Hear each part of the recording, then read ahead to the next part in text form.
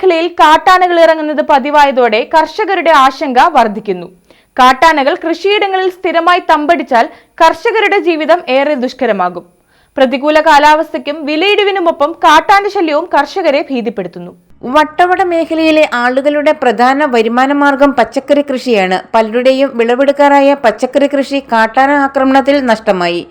ഇവരുടെ ഒരു വർഷത്തെ കഠിനാധ്വാനത്തിന്റെ ഫലമാണ് ആനകൾ ചവിട്ടി മെതിച്ചത്.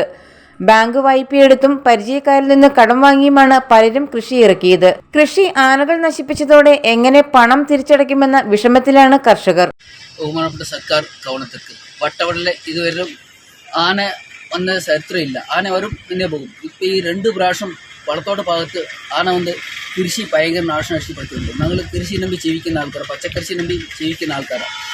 ഇതിനിടയിൽ ഇന്നലെ ആന അവിടെ പളത്തോട്ടത്തിൽ ഇറങ്ങി വന്നിട്ട് 2 പേര് വരട്ടാൻ പോയിട്ട് അവർക്ക് പരിക്കേറ്റുണ്ട്. അവർ ഹോസ്പിറ്റലിൽ അടക്കമാണ്. ഞാൻ ഫോറസ്റ്റുകാരെ വിളിച്ച് പറഞ്ഞിട്ട് ഇതുവരെയും അവർ അതിൻ്റെ നടപടിക്ക് സ്വീകരിച്ചിട്ടില്ല. പിന്നെ കൃഷി ഓഫീസ് വിളിച്ചിപ്പോൾ സ്ഥലം നോക്കാനായിട്ട് ഇന്നിപ്പോൾ പോയിട്ടുണ്ട്. ഇത് സർക്കാർ ഉടൻ തന്നെ നടപടിയിട്ട് വട്ടോടെ കൃഷിക്കാരെ സംഭരിക്കുമെന്നാണ് പറയുന്നത്. കാട്ടാനകൾ കൃഷിയിടങ്ങളിൽ സ്ഥിരമായി തമ്പടിച്ചാൽ കർഷകരുടെ ജീവിതം ദുഷ്കരമാകും. കനത്ത മഴയും വിലയിടിവും കൂടാതെ കാട്ടാന ശല്യവും കർഷകർക്ക് ഭീഷണിയാകുന്നു. News bureau, Munnar.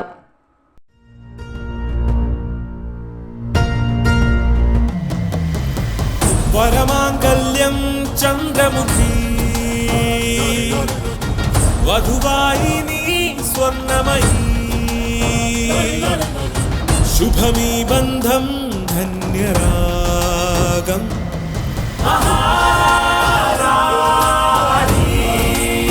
Maharani Wedding Collections, the classic bridal world.